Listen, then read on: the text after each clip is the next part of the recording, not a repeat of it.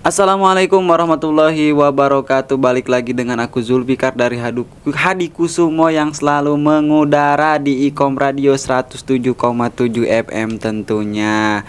Nah, kali ini kebetulan kita akan membahas dan mengulik seputar prestasi dan dinamika PKM nih dari narasumber yang kece. Halo, selamat siang. Selamat siang. Dan masih semangat pagi ya? Oh, masih pagi dong. Pagi.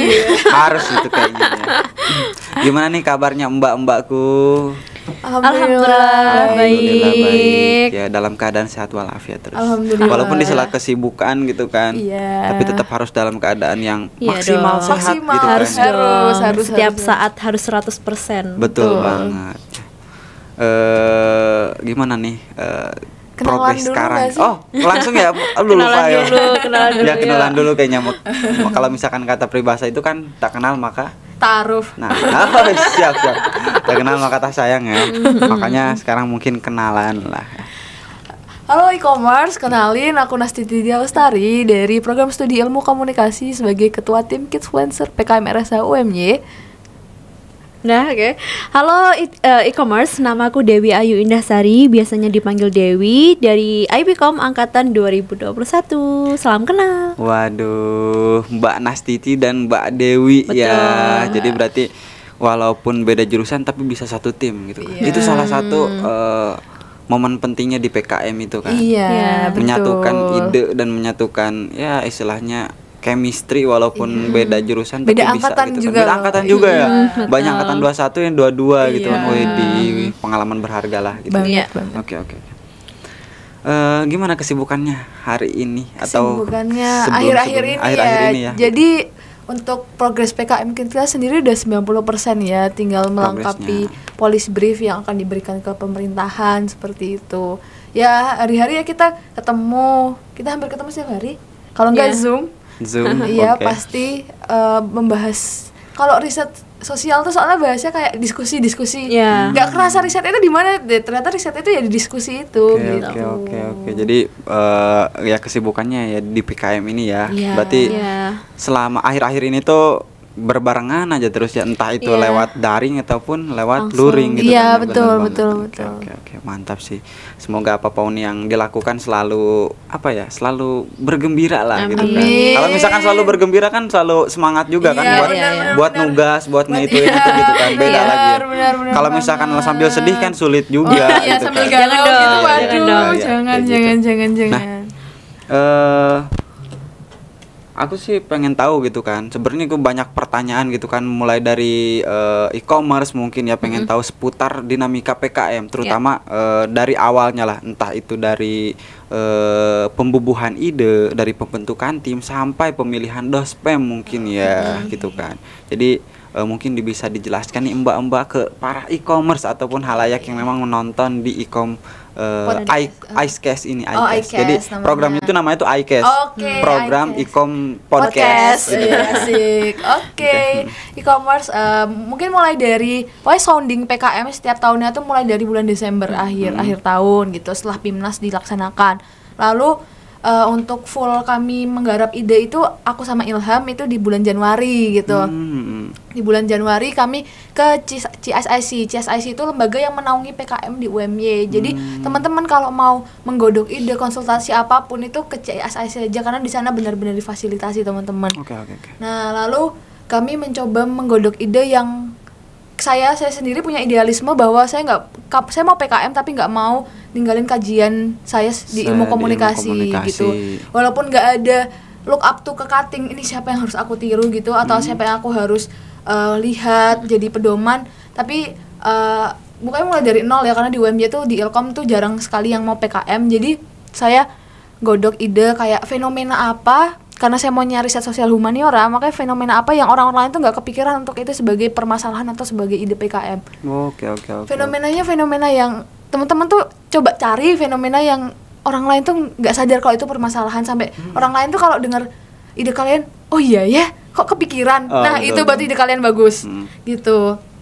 Nah, setelah itu baru menggodok tim. Nah, aku baru minta setelah ideku udah kegodok ini, aku baru minta Kak Dewi untuk join timku. Kak Dewi join, asik. Nah, terus setelah itu baru menggodok metode penelitian dan lain-lain. Nah, sampai proposal dan submit proposal tuh di akhir Februari teman-teman. Jadi selama Januari sampai Februari itu benar-benar godok proposal. Maksimal proposal tuh substansinya 10 halaman.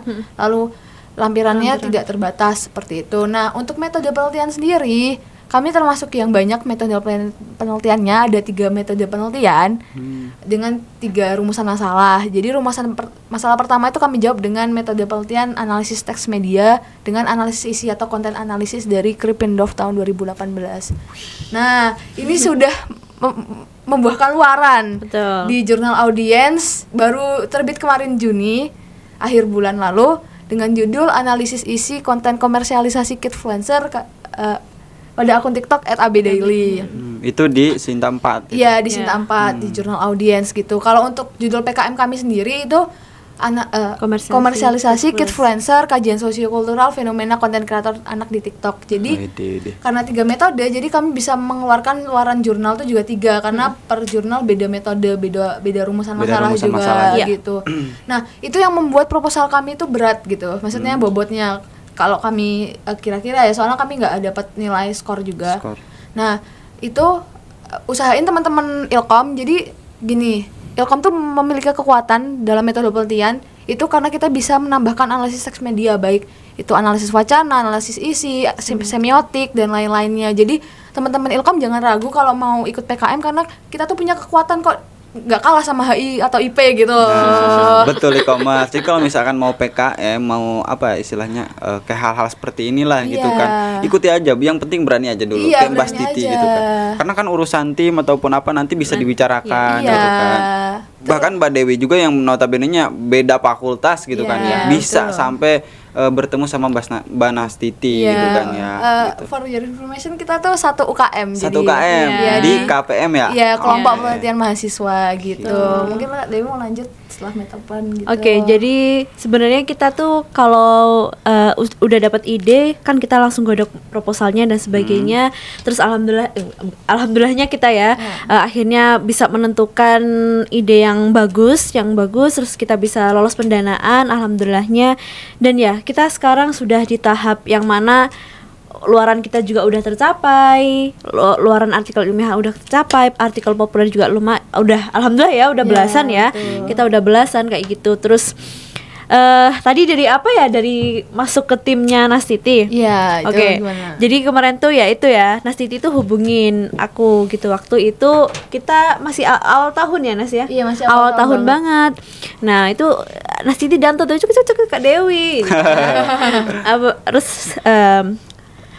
Nastiti langsung bilang idenya apa, terus langsung mau ngajak Kak Dewi, aku mau ngajak kakak di tim kita. Terus awalnya langsung ini menarik sih karena jarang banget kajian soal tentang media gitu yang benar-benar orang tuh mau ngambil PKM itu gitu, karena ya jarang banget gitu. Terus habis itu terus menarik gitu loh. Langsung waktu itu tuh aku masih bimbang ikut PKM nggak sih tahun ini. Kayaknya kalau PKM tuh perjalanan yang sangat panjang ya. Walaupun sebenarnya dalam timeline itu normalnya itu 5 bulan. Tapi di tahun ini itu lebih cepat lagi. Kita cuma 3 bulan. 3 bulan itu. Cuma 3 bulan doang.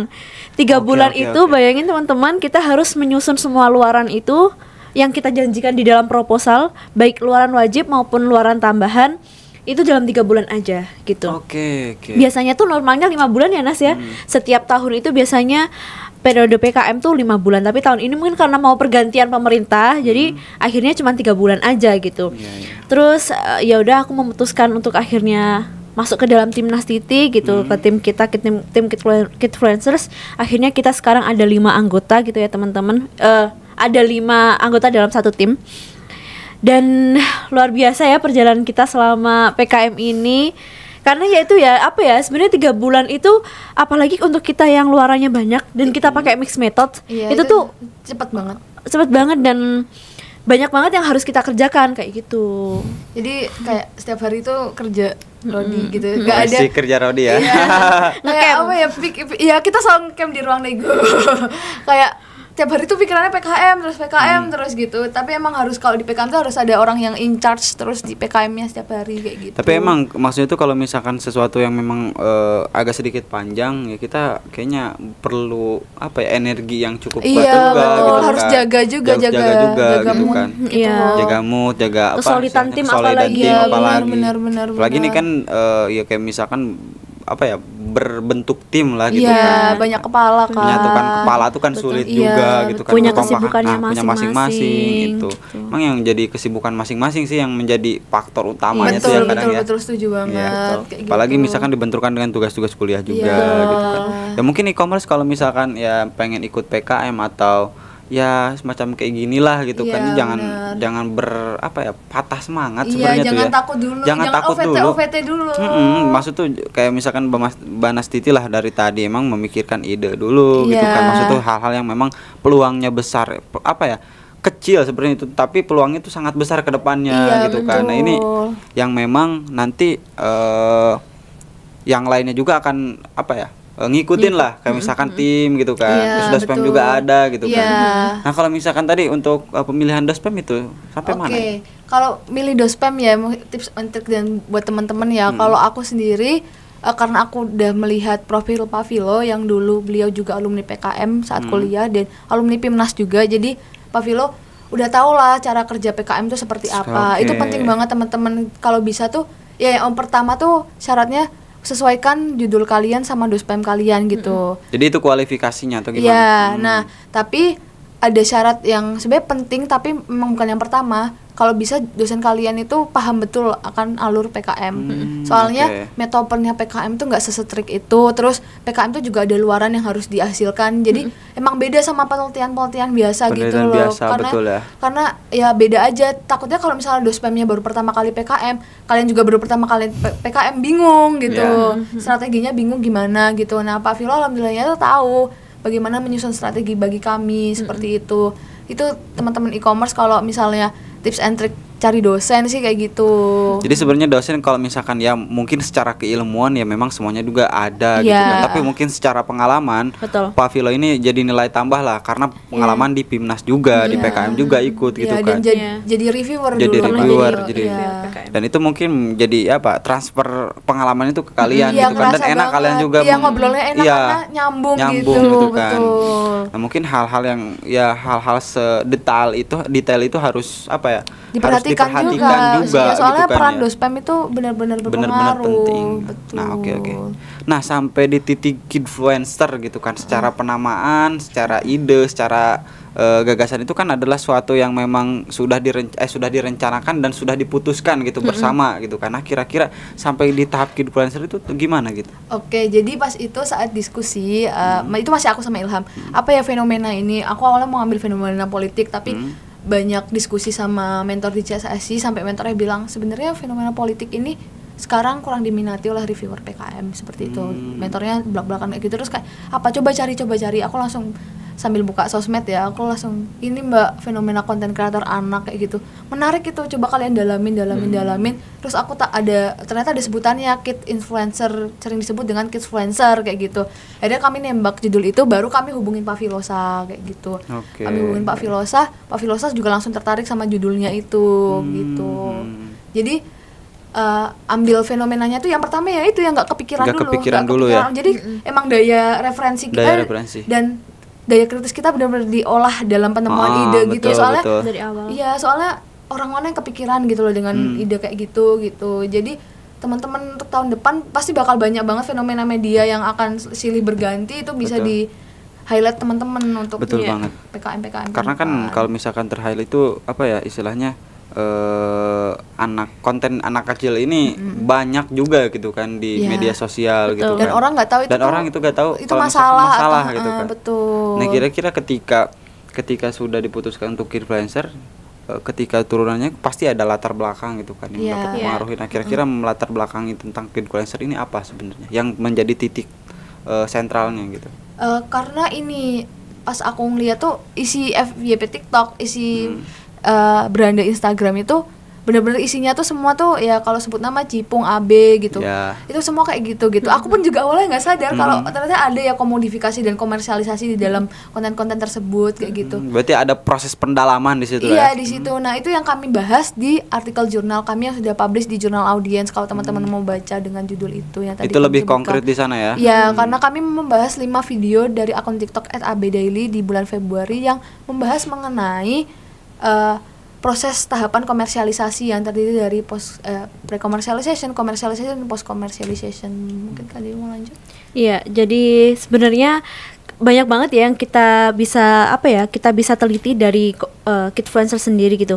Kalau nama Kidfluencers itu tuh sebenarnya awalnya itu emang kalau istilah bahasa Inggrisnya kids influencers. Tapi karena dalam banyaknya penelitian yang ada di luar negeri juga biasanya penyebutannya kidfluencers. Asal kata kidfluencers itu kita juga ini ya belum bahasa baku. Jadi jujur aja waktu kita buat judul itu tuh sempat dilema. Ini tuh karena kalau di PKM ya teman-teman, kita harus lolos administrasi kan yang pertama. Tadi udah di-mention sama Nastiti. Nah, termasuk dalam salah satu poinnya itu kita harus menggunakan judul yang bahasa baku, tidak ada singkatan dan sebagainya gitu. Yang mana kita tuh sebenarnya kalau Kidfluencers itu singkatan. Tapi di sisi yang lain kita juga mikir, tapi dalam penelitian yang sudah pernah dilakukan sebelumnya, itu penamanya langsung Kidfluencers gitu. Jadi akhirnya kayak oke, enggak apa-apa. Kidfluencers kayaknya enggak apa-apa. Tapi kita mencoba menenangkan diri walaupun overthinking ya. Parah.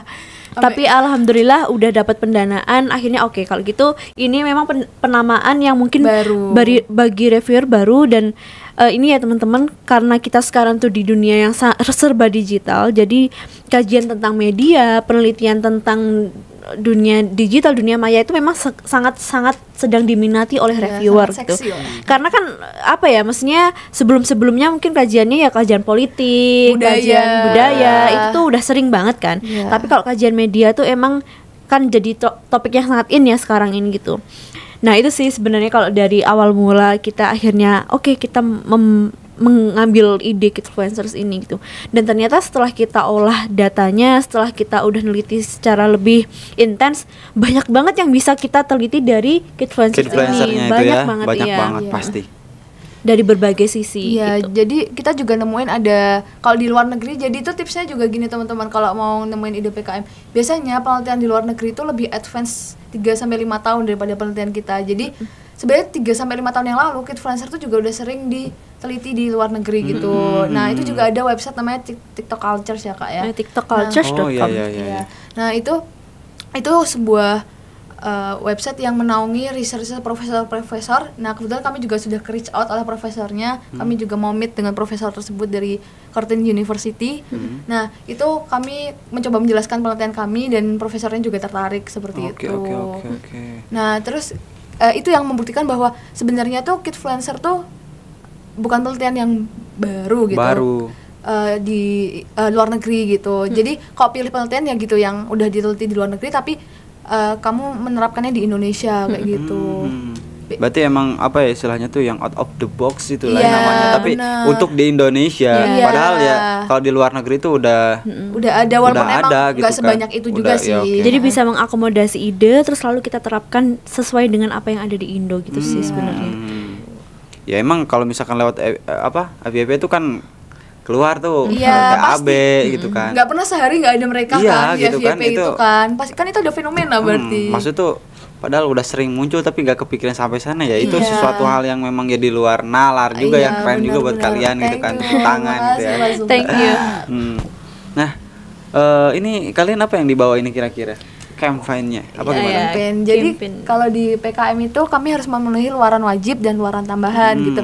Kalau untuk luaran wajib PKM itu ada laporan kemajuan, laporan akhir, artikel ilmiah, lalu sama sosial media. Nah, kami juga ada luaran tambahan yaitu artikel populer, campaign, dan police brief gitu teman-teman.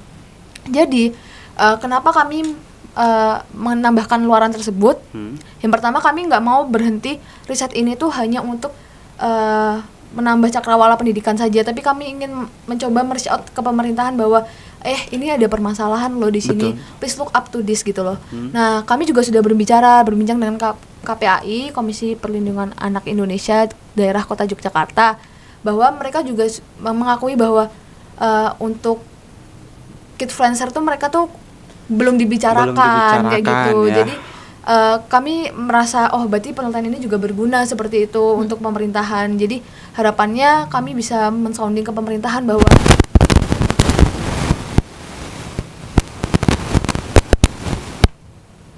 ya, lanjut. Bahwa ada fenomena ini yang harus diperhatikan, karena sekarang kalau misalnya pemerintahan hanya konvensional kepada yang real life, padahal aktivitas kebanyakan manusia itu di online gitu, kita akan semakin tertinggal seperti itu. Kalau di UK sendiri mereka udah ada peraturan gitu tentang kidfluencer gini, bagaimana kita bisa mencapai lebih advance ke sana juga gitu. Terus karena ini fenomena media sosial, kami juga kampanye tuh fokusnya ke media sosial. Jadi tentu. Apa yang menjadi masalah, kami juga langsung ke masalah tersebut yang ada di media sosial. Kampanye kami itu berbentuk artikel populer yang sudah dipublikasikan ke 11 media massa, satunya media cetak di Kedaulatan Rakyat, lalu ada campaign kemarin ke Ikom Radio juga, sekarang ke podcast. Ini juga termasuk bagian dari pemenuhan luaran campaign kami teman-teman, dan di sini kami juga membawa poster campaign kami. Oke, jadi di sini teman-teman ini campaign dari kami yang mana kita itu membawa misi #pedulianak. Dan apa sih yang kita perlu lakukan itu mengenai pelindungan anak di media. Yang pertama kita bahas dulu mengenai kidfluencers ya. Sebenarnya pengertian dari kidfluencers tuh apa gitu ya. Jadi kidfluencers itu anak-anak berusia 10 hingga di bawah 18 tahun yang mampu menciptakan konten menarik, memiliki pengaruh serta memiliki pengikut setia di sosial media. Jadi kidfluencers dari kata kids influencers yang mana konten kreator anak itu merupakan anak-anak yang berusia 0 sampai di bawah 18 tahun. Jadi yang terhitung 0 sampai 18 tahun.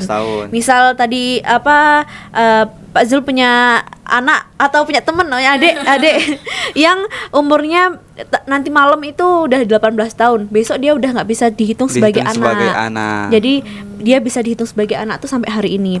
Jadi anak-anak yang kita maksud di dalam kidfluencers itu nggak cuman seumuran AB aja atau cipung yang masih balita, tapi juga yang sudah remaja, hitungannya SMP, SMA kelas 1 itu juga masih anak hitungannya ya teman-teman. Makanya kenapa kita tuh harus menjadi orang dewasa itu harus menjadi yang bisa melindungi anak, karena anak itu mereka belum punya power untuk bisa melindungi dirinya sendiri gitu. Makanya kita harus lebih aware gitu. Jadi mungkin e-commerce ya yang mungkin punya anak atau punya adik ya, emang itu harus di bawah pengawasan lah, terutama bermedia sosial itu di bawah umur 18 tahun itu adalah masih kidfluencer lah gitu kan, hitungannya anak gitu kan ya. Jadi mungkin harus butuh pengawasan yang maksimal gitu kan.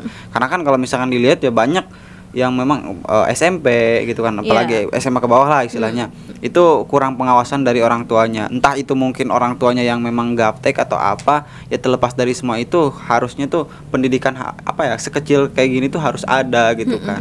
Betul gitu. Lalu yang kita bahas dalam penelitian kita itu mengenai komersialisasi kidfluencers, yang mana komersialisasi kidfluencers itu konten yang melibatkan anak-anak sebagai kidfluencers untuk mempromosikan brand. Jadi kuncinya di sini ya teman-teman, mempromosikan brand, yang mana dalam tahapannya komersialisasi itu ada 3 tahapan, dari pre-commercialization, commercialization sampai post-commercialization. Contohnya kita udah bahas sih sebenarnya ini dalam jurnal kita di jurnal Audience ya, yang mengenai kontennya AB. Nah itu pre-commercialization contohnya gimana sih? Contohnya ketika papanya AB nih, AB ini ada coklat nih. Nah itu upaya orang tua untuk mengajak anak ke dalam frame itu adalah pre-commercialization. Lalu commercialization-nya tuh apa? Nah ketika mempromosikan produknya, atau mungkin kalau makanan ya dimakan, kalau main ya main kayak gitu kan ya. Itu proses commercialization. Nah yang post commercialization itu ketika produk ini papihnya AB menyampaikan seperti kayak nanti teman-teman kalau mau beli bisa beli di toko terdekat, ataupun nanti bisa juga di keranjang kuning gitu kalau di TikTok. Betul. Kayak gitu. Nah selanjutnya yaitu mengenai hak privasi anak. Di era digital saat ini, perlindungan terhadap privasi anak itu merupakan langkah yang penting, yang mana untuk melindungi anak-anak dari berbagai ancaman kekerasan dan pemerasan yang terjadi secara virtual di dunia maya. Teman-teman tahu sendiri kan sekarang di era yang serba digital ini, segala sesuatu tuh rasanya tuh pengen diviralkan gitu kan ya. Ya. Segala sesuatu tuh pengen diabadikan, tapi kadang tuh kita nggak mikirin dari sisi etika ataupun moral. Kayak misal apa namanya, asal aja videoin anak lagi mandi atau gimana, ketika itu sebenarnya kalau secara moral, secara etika tuh ya itu kita nggak apa ya, Oke-oke aja gitu oke-oke, kayak ngerasa oke-oke aja, padahal itu bisa aja Sesuatu melanggar yang hak privasi anak gitu. Lalu yang terakhir yaitu mengenai perlindungan anak di media. Kami menegaskan bahwa setiap anak yang ditampilkan di media sosial itu harus dipastikan mendapatkan hak-haknya sebagai anak. Hak-hak tersebut meliputi hak untuk bermain, hak untuk mendapatkan pendidikan, lalu juga untuk mendapatkan perlindungan dan hak-hak lainnya yang mana itu diatur dalam konvensi hak anak begitu ya. Betul. Mengenai ini contohnya ya teman-teman, kalau misalkan kidfluencers nih, dia disibukkan dengan harus membuat konten ataupun yang konten di TikTok ataupun di sosial media yang lainnya, sampai dia itu pendidikannya gak bisa mendapatkan pendidikan yang seperti teman-teman di sekitarnya. Misalnya dia harus private school bukan private school, misal dia harus homeschooling gitu dengan paksaan gitu, padahal dia maunya sekolah di sekolah biasa seperti teman-temannya. Nah itu termasuk juga melanggar hak anak kayak gitu. Berarti karena batasan itu sangat tipis teman-teman. Iya. Jadi kita nggak serta-merta ngejudge ya bahwa semua konten itu salah. Ya. Tapi kami memberikan fokus kepada konten komersialisasi di mana anak tuh belum bisa menolak atau mengiyakan dia tuh terlibat dalam suatu iklan produk dan lain-lainnya seperti itu. Jadi kami juga nggak serta-merta langsung melarang semua konten anak, enggak, tetapi bagaimana bijak menggunakan media sosialnya yang dimulai dari orang tua. Betul. Jadi peran semua stakeholder sih ini. Iya. Karena kan maksudnya kalau misalkan hal-hal seperti itu hal-hal yang memang basic banget sebenarnya, tetapi yang nggak kelihatan terlalu terlalu diperhatiin gitu kan, tapi itu sesuatu hal yang memang penting banget gitu. Apalagi kalau misalkan tadi hak privasi gitu kan, karena kan hak privasi itu bener-bener terjaga banget lah pengennya tuh kan. Kalau misalkan sekarang kan yang viral-viral banget tuh sering-sering kayak misalkan cowok gitu kan makan tuh dipakai konten ya, kasihan banget gitu kan. Itu ada sesuatu hal yang memang ditakutkan di sana sebenarnya. Terus ditambah lagi hak yang terakhirnya tuh hak privasi perlindungan lah, di sana ada perlindungan. Bagaimana media sosial ini yang seharusnya ya hanya sekedar dokumentasi mungkin ya, nanti ada yang memang dilebihkan di situ. Dan takutnya hak perlindungan anak ini jadi berkurang gitu kan. Takutnya ya membahayakan anak juga gitu. Ya memang ini tugas kita oleh kita bersama gitu kan. Tugas kita dari kita oleh kita gitu kan. Benar banget sebenarnya. Keren banget lah. Ya, maka dari itu tagline kami sebenarnya ini, perlindungan anak di media itu tanggung jawab kita bersama, mulai dari akar rumput orang tua, bahkan kita mungkin sebagai kakak atau sebagai adik gitu. Kalau bukan kita siapa lagi gitu kan, dari mulai gitu dari sekarang lah gitu kan, terutama e-commerce mungkin ya, yang punya entah itu mamanya yang punya masih bayi ataupun udah agak gede ya, itu istilahnya awasin lah ketika bermedia sosial tuh gitu kan. Atau mungkin orang tuanya yang memang istilahnya tuh ketika bukan ngerasa jarak dengan media, tapi maksudnya tuh perlu ada pendampingan yang lebih signifikan gitu kan. Karena kan media sosial tuh kadang jahat juga gitu ya. Jadi emang dua mata pisau. Betul. Nah gitu. Nah, kalau misalkan itu kan tadi di kidfluencer ya, strateginya lah kalau bisa dibilang itu strateginya. Nah, aku pengen tahu juga teman-teman kan ini udah proses pendanaan, yang mana proses pendanaan ini udah 90% nih gitu kan. Nah, kira-kira nyampe nanti untuk ke PIMNAS itu berarti sekitar 10% lagi ya? Apa gimana itu? Oke, jadi gini teman-teman. Jadi untuk proposal yang diseleksi untuk pendanaan itu ada sekitar 30.000 sampai 40.000 proposal, dan yang terdanai ya sekitar 10% dari yang masuk 3.000 sampai 4.000 proposal yang didanai. Nah, untuk PIMNAS itu diambil lagi 10%-nya. Jadi 300 sampai 400 tim aja yang akan ke Unair.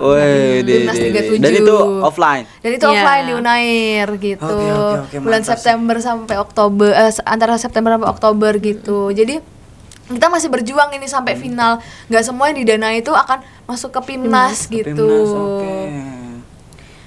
Tapi maksud itu kalau misalnya dipikir-pikir dari pemerintah juga kan maksudnya Iya, dana iya, itu. betul. Ketika yang didana tadi yang tercatat di dana itu berapa? 3.000 Enggak, 3.000 sampai 4.000. 3.000 sampai 4.000. Iya, betul. Berarti hilang berapa itu ya? 27 miliar. 27 miliar ya? Iya, kemarin di 27 miliar rupiah. Iya. Wow, keren banget. Iya. Itu hanya demi pendidikan lah. Iya. Yang memang hal-hal seperti itu yang memang harus digaungkan. Iya, gitu. dan itu kan juga investasi kepada insan pendidikan kita betul. untuk kedepannya menghasilkan researcher atau Research. orang-orang yang peduli akan isu-isu Betul. sosial Literasi, seperti itu. Iya.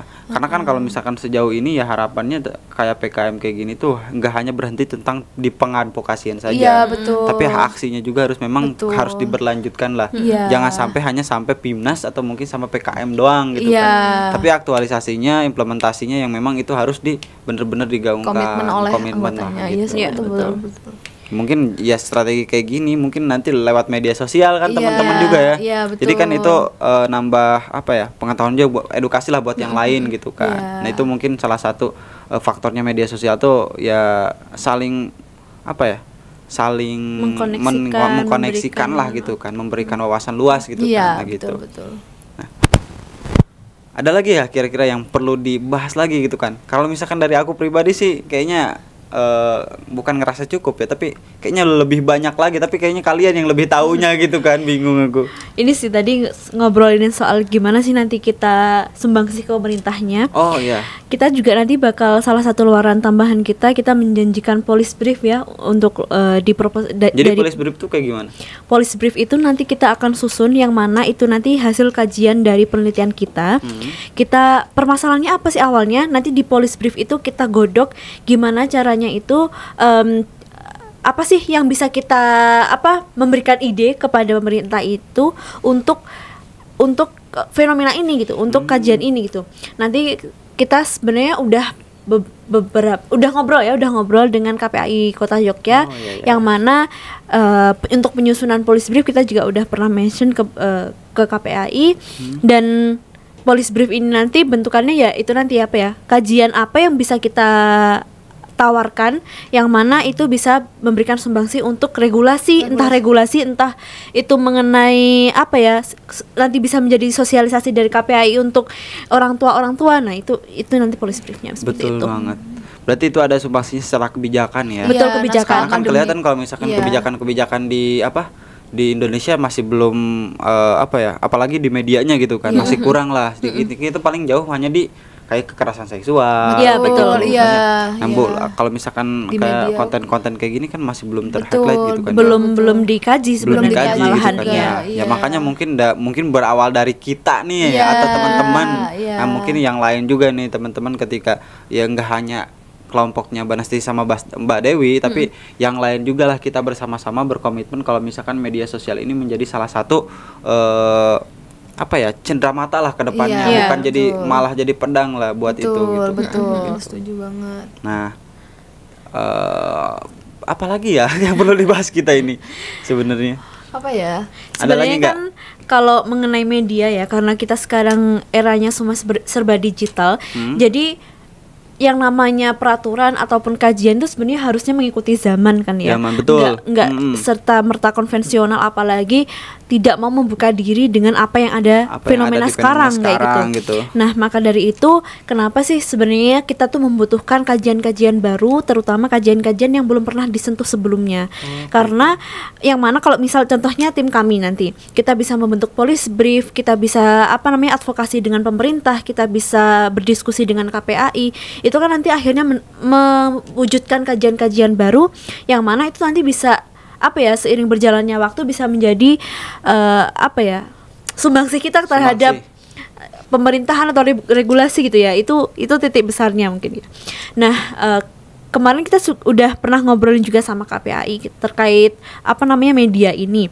Karena sekarang kan eranya semua digital, semua serba, kayaknya semua orang di dunia ini bermedsos nggak sih? Bermedsos itu. Kayaknya mungkin bisa dihitung jari kali ya orang yang nggak punya media sosial sama sekali gitu.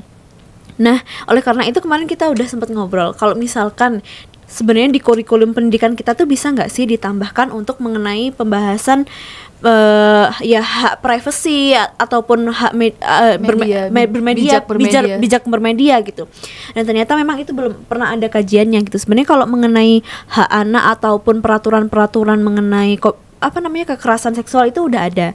Tapi kan kalau mengenai kidfluencers ataupun mengenai kidfluencers secara hak anaknya ataupun hak perlindungannya itu tuh belum pernah ada. Betul sekali.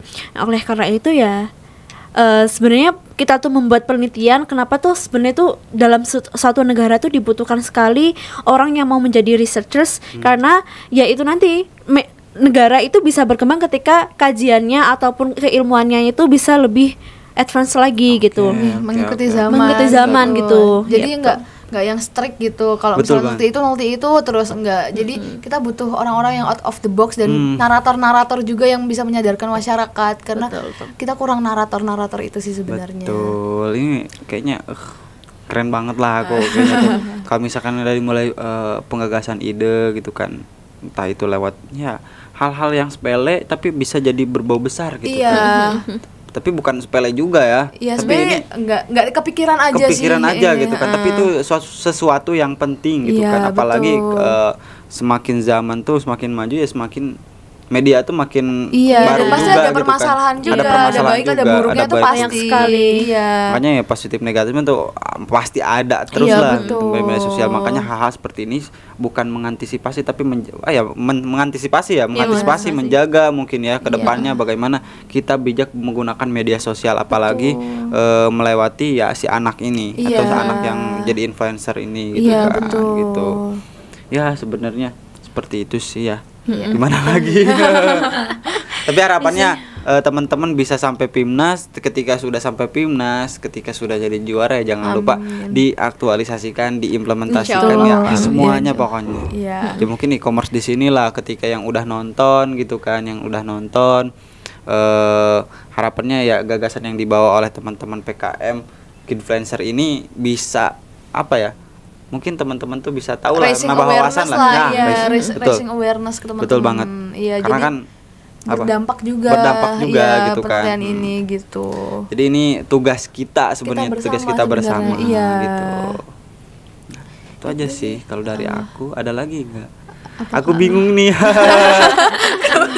Karena kalau menghadap orang-orang keren enggak gitu kan. Kamu juga keren sih. Menghadap orang keren tuh kayaknya mungkin karena PKM ini kompetisi tertua ya. Jadi dia paling bergengsi kan itu. Iya memang karena emang kompetisi tertua dari Kemendikbud kan. Jadi emang benar-benar ini dan ya doain aja teman-teman kita bisa ke Unair tahun 2024 ini. Bisa membawa pulang medali. 2025 nanti ada yang meneruskan juga. Amin. Teman-teman tak tunggu loh. Teman-teman kalau itu feel free untuk chat kami. Tanya-tanya juga nggak apa-apa. Gimana sih biar bisa ikut PKM tahun 2025 gitu kan?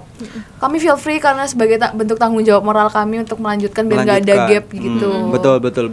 Ada itunya Instagram di sosial media kita banyak banget nih. Ya, jadi kita punya banyak kayaknya semua sosial media kita punya akunnya ya. Nanti ditempel di sinilah. Di sini ya. Tapi sambil disebutin. Jadi teman-teman kalau yang penasaran dengan perjalanan riset kami baik campaign kita maupun luaran riset kita, teman-teman bisa cek di akun kami @kidfluencers.pkmrsh. Jadi nanti teman-teman bisa lihat di situ semuanya. Dari kita juga ada campaign mengenai kita menjelaskan mengenai kidfluencers itu apa, hak privasi anak itu apa, hak anak itu apa aja. Itu kita ada di akun sosial media kami. Sosial media ya. Jadi kami sangat menggaungkan literasi media ya. Gitu. Jangan lupa di follow juga. Jangan lupa di follow. YouTube juga ada ya, udah ada ya. Udah ada gitu. Dengan akun yang sama. Dengan nama akun yang sama. Jadi mungkin nanti bisa ditampilin di sini nih. Bener banget. Nah kalau misalkan logo-logo ini Ini Gimana? logo-logo sponsor utama kami itu Kemendikbud, Kemendikbudristek, lalu ada program dari Menteri Mas Nadiem Merdeka Belajar. Shout out to Mas Nadiem, makasih PKM sekarang bisa dikonversi. Iya, benar-benar. Karena ini salah satu manfaat kalian ikut PKM, teman-teman. Selain manajemen skill, jadi PKM tuh kami setiap hari ngisi logbook kegiatan, itu manajemen skill, terus manajemen uang, pendanaan yang kami dapat, terus manajemen tim, manajemen, pokoknya kalian bener-bener dilatih banget soft skill ini di PKM. Jadi Betul, Bang. end up-nya ke PIMNAS atau enggak, kalian bakal ngerasain banget manfaatnya dari PKM ini, teman-teman. Lalu ada logo PKM, terus logo sponsor kedua kami ada Universitas Muhammadiyah Yogyakarta. Terima kasih UMY. Terima kasih UMY, lalu ada logo kami seperti Gitu. itu. Ini logo yang kidfluencernya ya. Iya, Betul sekali. betul. Ya, itulah e-commerce. Semoga tergugah lah untuk menjadi Iya. ikut PKM gitu. Iya. Jangan sampai ada ketakutan Jangan untuk ikut takut. PKM. Kalau takut ngobrol sama kami. Siap. Kita kan Ditunggu. kita sebagai mahasiswa tuh punya privilege besar ya untuk bisa ngikuti kompetisi entah apapun, misal kayak PKM ini kan termasuk kompetisi yang sangat prestigious, yang Betul sangat bergengsi banget, gitu ya bergengsi untuk gitu kan. kalangan mahasiswa gitu. Mahasiswa. Tapi di program-program dari Kemendikbudristek juga banyak yang lainnya, kayak misal P2MB, BPK Ormawa. Kayak aku rasa kita mau menjadi mahasiswa, kita manfaatkan sebaik-baiknya privilege kita sebagai mahasiswa untuk bisa untuk ngikutin bisa ikut. kompetisi-kompetisi ini. Termasuk kalau di kampus itu ada banyak sekali program, ikutin aja. Kita tuh karena membayar ke kampus, kita harus memanfaatkan uang yang kita bayarkan gitu loh, e-commerce. Jangan sampai sia-sia ya yang udah Iya. dibayarkan tuh. Lagian Mari ini kita juga- habiskan uang kampus. Iya. Uang pajak, kayak untuk uang PKM kan uang pajak rakyat juga. Jadi kita harus memberi lagi ke rakyat. Ke rakyat. Iya. Jadi ada sesuatu kayak hal yang gitu. memang dibawa untuk kita semua juga. Iya, Gitu kan. gitu teman-teman. Kita yang mempertanggungjawabkannya, tapi kita juga harus memberikan Harus manfaat memberikan iya manfaat kepada kepada rakyat, iya rakyat betul, gitu. kepada teman-teman. Gitu. Ya, Closing gitulah. statement mungkin ya. Oh sih. Ada pengen closing statement ya. Kan Kak Dewi gak sih? Ya mungkin itulah kalau misalkan dari aku pribadi ya ucapin terima kasih banyak udah bisa hadir, karena kalau di Ikom Radio ini sebenarnya di program Ikom kita ada di produksi, kebetulan di produksi, alhamdulillah dipegangi sama produksi, dan aku sebagai PJ-nya iCast namanya tuh Ikom Podcast, di mana ya kita berbicara tentang perihal-perihal kayak gini. Harapannya kemarin kita udah ngobrolin sama sama orang yang berprestasi juga dari anak HI, terus kita ngobrolin jurusan juga, terus ngobrolin kita budaya juga ya.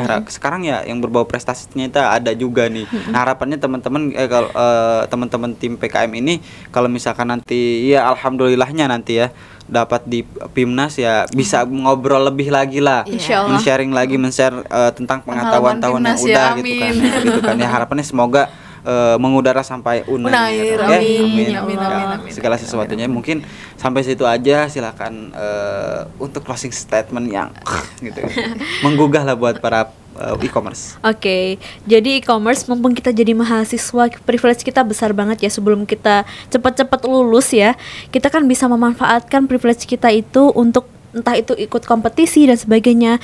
Dan di UMY itu kan kalau kita bisa publish jurnal atau kita bisa menjuari kompetisi, kan kita bisa juga Klaim prestasi. klaim prestasi Klaim prestasi. gitu ya teman-teman. Jadi kayak manfaatkan sebaik mungkin gitu apa yang kita dapatkan selama menjadi mahasiswa gitu. Dan ini ya untuk teman-teman yang mau daftar PKM, jangan overthinking dulu atau ketakutan untuk nanti gimana ya prosesnya. Yang penting kalau emang teman-teman niat, teman-teman punya teman-teman mau, teman-teman udah punya gagasan yang besar, ya udah didaftarkan aja. Nanti terkait bagaimana dosennya dan sebagainya kan bisa diobrolkan lagi, bisa didiskusikan lagi gitu. Yang penting ya itu ya, kita Taking usahakan lah action ya, kita taking action, kita usahakan sebaik mungkin. Segala sesuatunya itu kalau nggak kita usahakan, nggak kita coba, ya nggak akan terjadi. Kalau cuman ada di otak kita doang gitu. Ide itu kalau nggak direalisasikan ya hanya akan menjadi ide gitu. Dan minta doanya juga untuk kami, semoga nanti riset kita bisa berhasil dan bisa menghasilkan luaran yang bisa bermanfaat untuk orang lain. Amin. Karena ya tugas kita sebagai manusia di bumi ini ya bisa memberikan kebermanfaatan kepada orang yang lainnya. Betul gitu ya banget. teman-teman. Dan ini sih kita percaya juga sebenarnya rezeki itu gimana sih Kak gitu. Ya itu tadi ya teman-teman, kalau kita mau berusaha segala sesuatunya insya Allah pasti bisa. Karena apapun itu yang melewatkan kita itu bukan takdir kita, tapi apa yang menjadi takdir kita itu nggak akan pernah melewatkan kita gitu.